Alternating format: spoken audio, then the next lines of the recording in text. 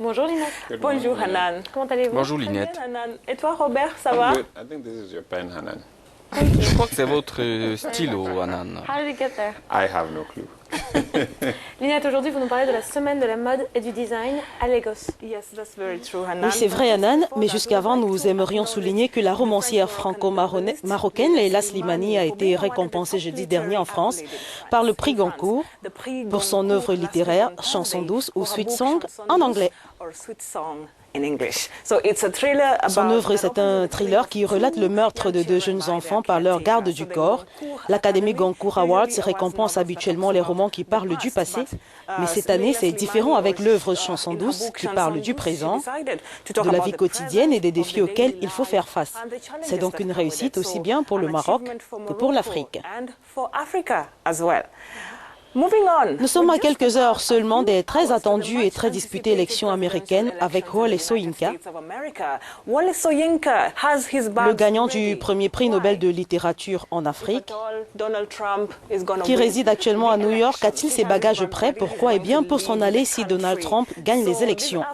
Le Nobel nigérian de 82 ans a fait sa déclaration jeudi dernier alors qu'il s'adressait aux étudiants de l'université d'Oxford. Il a promis de détruire sa carte verte si Trump venait à gagner.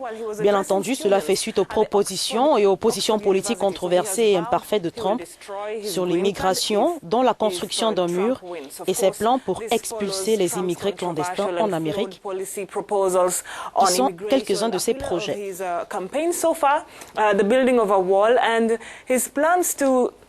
Deport illegal immigrants in America. So what do you have to say about that, Robert? I understand He's his not going point. to win. Il ne va pas remporter cette élection. En tout cas, je With only comprends 4 Wole points Soyinka. apart from Hillary Clinton, anything is possible. Il faut quand même le dire que ça peut être possible puisqu'il arrête en ballottage. A lot to lose if Donald Trump wins. L'Amérique perdrait énormément si Donald Trump arrivait à remporter, à gagner face à Hillary Clinton. See, just a few hours away, and we'll be able to find out who's going to be the next president of the United States of America. On attend voir qui sera le prochain président des États-Unis. Exactly. So, and the Lagos Fashion and Design Et la Week semaine de la mode et du design de Lagos qui vient de s'achever, on en parle également. Elle a réuni des créateurs de mode à travers le monde pour présenter leurs modèles. Et la cérémonie d'ouverture a vu une étonnante collection de taille plus pour femmes rondes, ce qui a d'ailleurs répondu aux doutes des femmes rondes à travers le monde. Elles peuvent être tout aussi belles, mais tout dépend des tenues qu'elles arborent. The answer to the curvy women that we can still rock the runway and hit the runway and still look beautiful. So it all depends on the outfit. But we never said curvy women are not beautiful. On n'a jamais dit que les femmes grosses n'étaient pas belles. C'est plutôt réservé aux femmes plutôt minces. Donc, Yeah, there's this stereotype that Oui, cela a été stéréotypé, mais on va remarquer qu'elles sont très belles, les femmes rondes.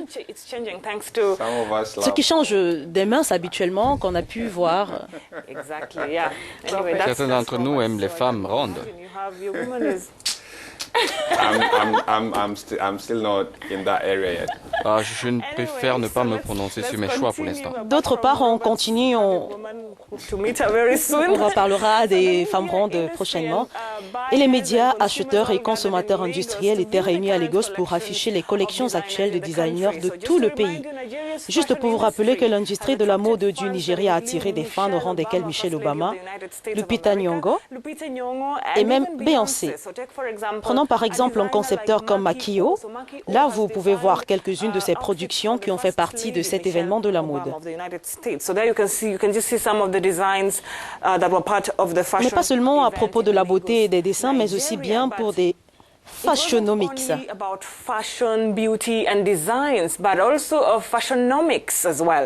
Banque africaine de développement a d'ailleurs lancé la plateforme Fashionomics pour développer l'industrie de la mode africaine et créer des emplois.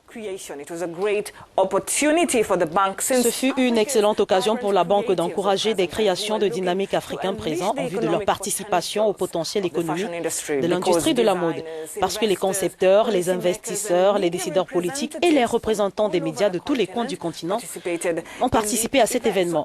Dans ses remarques liminaires, l'envoyé spécial de la BAD sur le genre Géraldine Fraser-Moleketi a sonné le gong du réveil.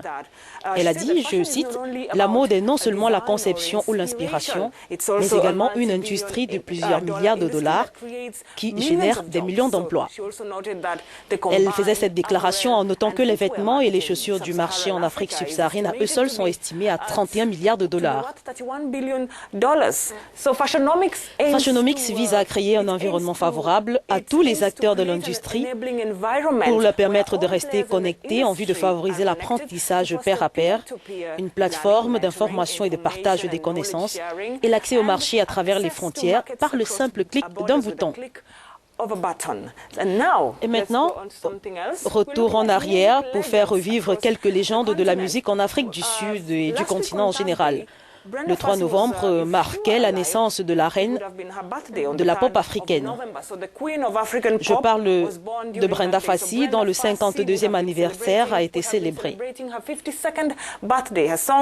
Ses chansons sont encore jouées au cours des fêtes et des mariages, et personne ne peut oublier que la marque indélébile qu'elle a laissée sur la scène musicale africaine, et sud-africaine en particulier, continue de faire des vagues. Yeah, I do. Brenda Fassie has actually influenced a lot of Kenyan music. Brenda Fassie a influencé la musique kenyane fortement. Vous remarquerez que certains rythmes kenyans ont une forte coloration de la musique de Brenda Fassie. God, I've forgotten the name, but there are songs. J'en ai oublié les noms, mais je me souviens de Kupenda. Exactly. Okay, something like that. Exactly.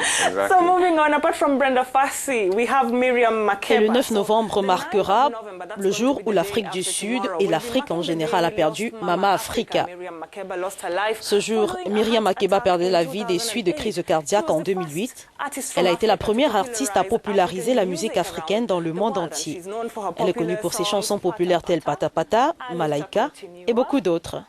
Malaika and many others. So apart from her music, en dehors de sa musique, elle était également une militante des droits civiques de premier plan, se prononçant contre l'apartheid en Afrique du Sud. Elle a continué à faire de la musique et lutter pour les causes en lesquelles elle a cru jusqu'à sa mort.